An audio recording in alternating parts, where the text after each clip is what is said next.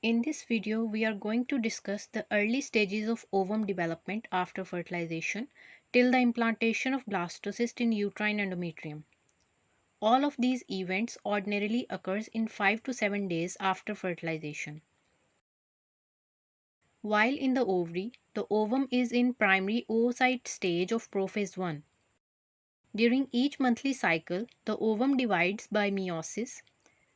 As a result, the secondary oocyte and a first polar body is formed. In this process of cell division, each of the 23 pairs of chromosomes loses one of its partners, which become incorporated in a polar body, which disintegrates later. So the secondary oocyte is haploid, meaning it has 23 unpaired chromosomes. The secondary oocyte undergoes second meiotic division, but there is a pause in meiosis at metaphase 2. It is at this time that the ovum, which is in secondary oocyte stage of metaphase 2, is ovulated from the ovary into abdominal cavity.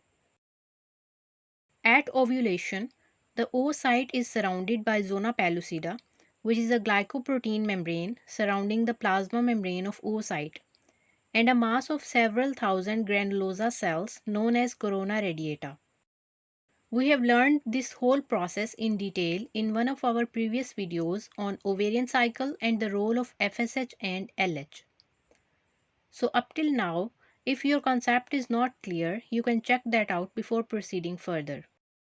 From the peritoneal cavity, the ovum must enter one of the fallopian tubes to reach the cavity of uterus. The fimbriated ends of fallopian tubes fall naturally around the ovaries, and their inner surfaces are lined with ciliated epithelium. It's the sweeping movements of fimbria and the motion of cilia on the epithelial lining that carries the ovum into the tube. In the meantime, the sperm that are deposited into vagina are transported upward from the cervix toward the fallopian tube. The spermatozoa, which are said to be the mature sperms, has to undergo multiple changes to acquire the capability of penetration and fertilization of the ovum. These collective changes are called capacitation and acrosome reaction. During capacitation, a glycoprotein coat and seminal plasma proteins are removed from the head of spermatozoa. As a result, the membrane of the sperm becomes permeable to calcium ion. The calcium influx gives a powerful whiplash motion to the flagellum, and with that, the first phase of fertilization initiate, that is the penetration of the corona radiata. The capacitated sperm release hydrolytic and proteolytic enzymes which disperse the granulosa cells of corona radiata as the sperm pass freely through them. The sperm reaches the zona pellucida, and with that the second phase of fertilization, that is the penetration of zona pellucida, starts. As the sperm binds with receptor proteins in the zona pellucida, the entire acrosome, that is the head of the sperm, dissolves, releasing the acrosomal enzyme called acrosin. Acrosin is a proteolytic enzyme that open a penetrating pathway for the passage of sperm through the zona pellucida. This is called acrosome reaction. Now the sperm is in contact with the plasma membrane of the ovum. And the third phase of fertilization, that is the fusion of oocyte and sperm cell membrane, starts. The head and the tail of the sperm enter the cytoplasm of oocyte, but the plasma membrane is left behind. Once a sperm enters the oocyte, the plasma membrane of oocyte release lysosomal enzymes which make the oocyte membrane impermeable to other spermatozoa. These lysosomal enzymes also alter the structure and composition of zona pellucida and prevent further sperm binding and penetration. The oocyte resumes its second meiotic division. One of the daughter cells, which receive hardly any cytoplasm, which is known as the second polar body, is expelled, and the other daughter cell is the definitive oocyte. The 23 chromosomes, that are 22 plus X, arrange themselves in a vesicular nucleus known as female pronucleus.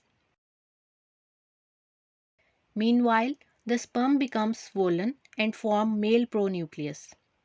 The tail of sperm detaches and degenerates. Now the 23 unpaired chromosomes of the male pronucleus and the 23 unpaired chromosomes of the female pronucleus organize themselves to reform a complete complement of 46 chromosomes in the fertilized ovum. Fertilized ovum, also called zygote.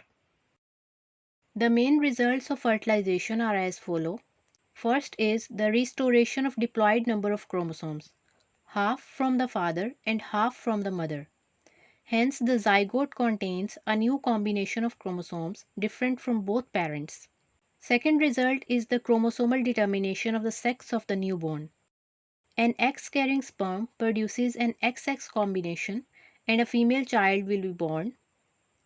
A Y-carrying sperm produces an XY combination and a male child will be born. Third is the initiation of cleavage, that is the repeated cell division, because without fertilization the oocyte usually degenerates 24 hours after ovulation. The zygote replicates and undergoes normal mitotic division, providing each cell of the zygote with normal diploid number of chromosomes and DNA. After two-cell stage, the zygote undergoes a series of mitotic divisions. The cells increase in number and these cells are known as blastomeres. Blastomeres are any cells that result from the division of a fertilized egg. When it reaches 16 blastomere stage, it is called morula, meaning mulberry. Morula is divided into two portions, an inner cell mass which will give rise to the tissue of embryo proper, and an outer cell mass forming trophoblast, which latter contributes to the placenta. At this time, the endometrial cells of the uterus are producing a lot of secretions which are called uterine milk. These secretions are going to be used for the nutrition of the developing embryo. As the morula enters the uterine cavity, the fluid begins to penetrate through the zona pellucida into the intercellular spaces of inner cell mass. A cavity is formed which is called blastocyst cavity. The embryo at this stage is called blastocyst. The cells of the inner cell mass are at one pole and are called embryoblast, while the cells of outer cell mass or trophoblast form the epithelial wall of the blastocyst. The zona pellucida has disappeared and the implantation begins. The trophoblast cells that lie over the inner cell mass secrete enzymes that digest the adjacent cells of uterine endometrium, and the blastocyst begins to penetrate the uterine mucosa, resulting in implantation. Immediately after implantation, the trophoblast cells of the blastocyst and the adjacent cells of uterine endometrium proliferate rapidly, forming the placenta and various membranes of pregnancy.